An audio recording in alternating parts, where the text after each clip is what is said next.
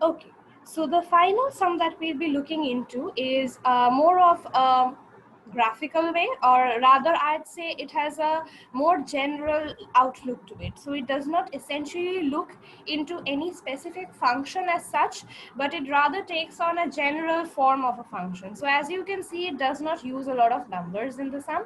It has just an expression which we'll use to find out the sum in its own glory. So let's look at what the sum asks us to do. So this uh, notation essentially explains what the function or what the binary operation says, or what the binary operation represents. So in this representation, this star operation represents the binary operation. This is the symbol for mapping. So this is the symbol for mapping. Let me just write map. This is the domain from which the mapping originates, and this is what it ends into. So this is the origin and this is the destination of the binary operation. Now, I had defined my binary operation in my previous videos as a mapping which maps elements from S cross S to S. So here the S element is represented by A, and this is the origin of the mapping and this is the destination of the mapping. So what's so special about A? What essentially is A?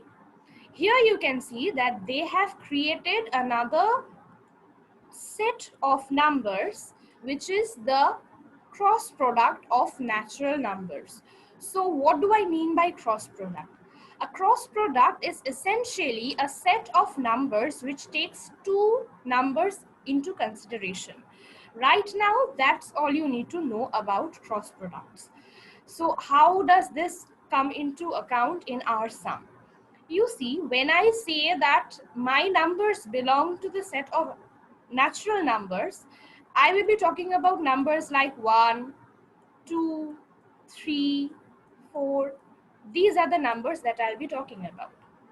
But if I say that my numbers belong to the set n cross n, it means my numbers are not just 1, 2, 3, 4.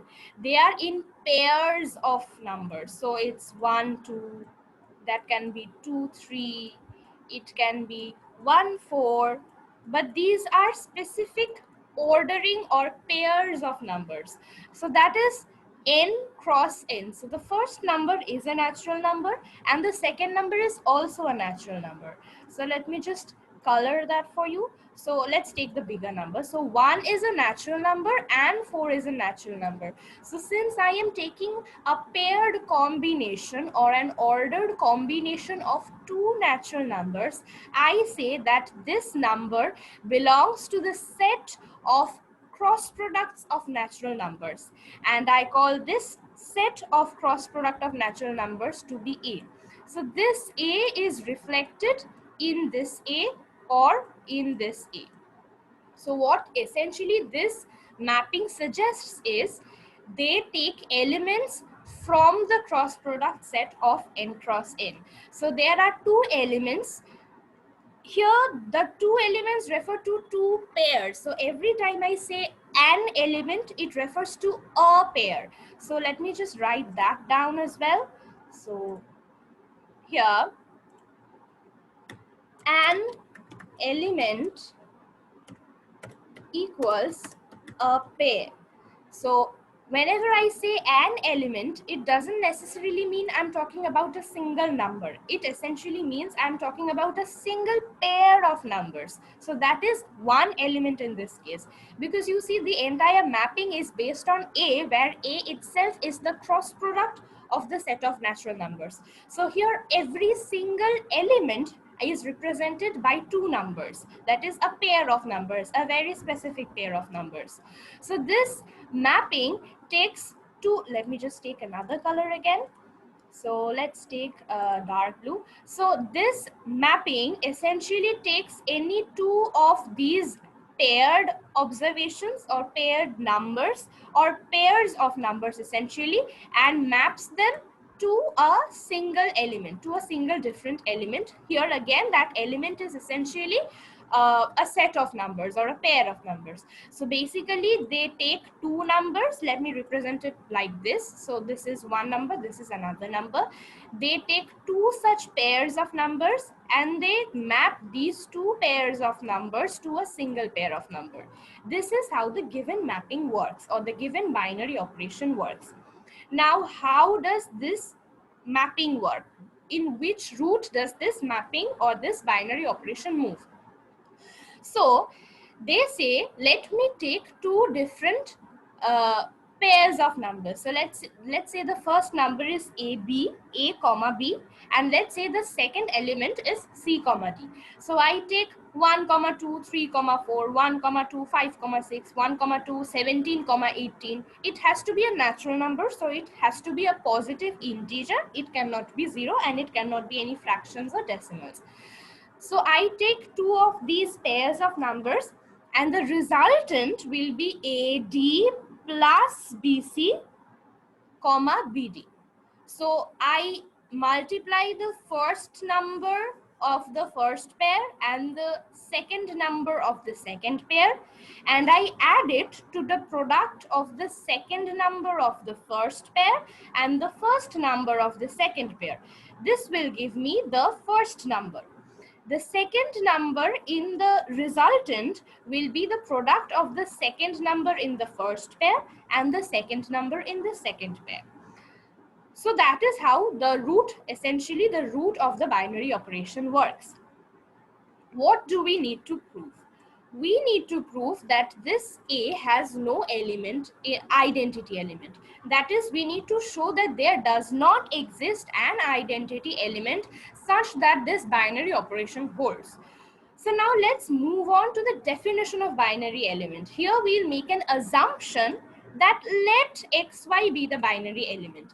Let us have a binary element. Let there exist a binary element, and we'll show that this assumption does not hold for any given situation. So let us move on to the assumption. I say that xy is the identity element of AB, because by definition identity element is a unique element for every binary operation. So essentially by definition, if xy be my identity element, then AB operated with xy will give me back AB. This will return me the other element of the pair of elements that I have taken. That is by definition of identity element. If you want, you can check the definition of identity element in my previous videos. I will link them somewhere on the screen or in the description box as well. So that is by definition of identity element. So let me also write that down here. This statement follows from the definition of identity element. Now what happens is, if AB operated with XY gives me AB, then by definition of the operation, AB operated on CD should be AD plus BC comma BD. So that is the multiplication or the product of the first number of the, let me just change the color. So that would be this color. So that would be the product of the first term of the first pair and the second term of the second pair added to the second term of the first pair and the first term of the second pair. So that will be the first term, and the second term will be the product of these two terms. So the product of the second term of the first pair and the second term of the second pair. So that would be this term and this term. So that gives me By. So I get AB star xy is AY plus BX comma BY. And by definition of identity element, I say that this bracket should be, or rather this pair of observation should be identical to AB. If that is the case, then let me just take another color. Then let's say I say A comma B is equal to X comma Y. What does that mean? It means I want to say that A is equal to X and B is equal to Y, right? In our case, we can say that if AY plus BX comma BY is AB, then AY plus bx will be equal to a and by will be equal to b, right? That is by the definition of equality in case of paired observations.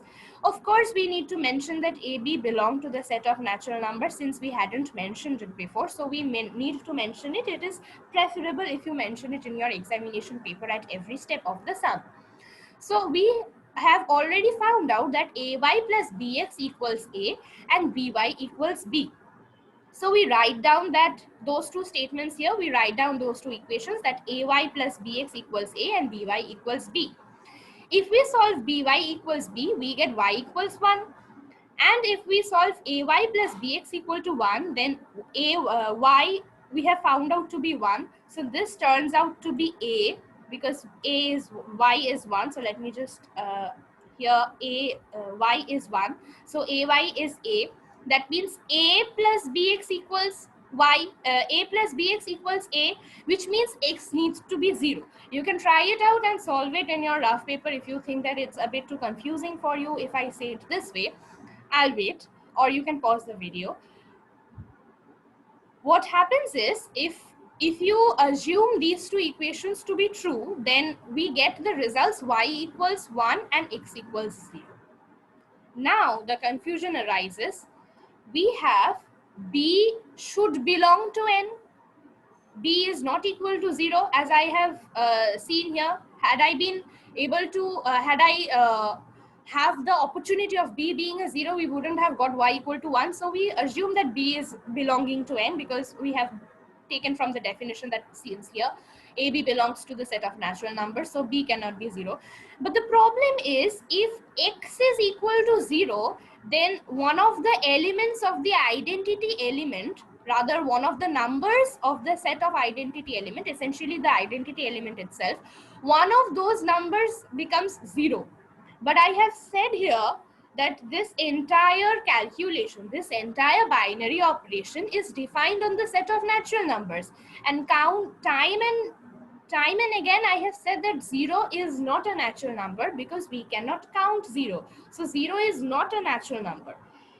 Hence 0 comma 1 cannot be the identity element, because if 0 is not the natural number, then 0 comma 1 cannot be an element of n cross n. 0 comma 1 cannot be because 0 is not a natural number, so 0 comma 1 cannot belong to the set of cross product of natural numbers. That is, 0 comma 1 cannot be an element of A, where A is essentially the cross product of the natural numbers. So there does not exist an identity element in A set. That is how you assimilate the information that has been given to you and move according to the sum that has been asked.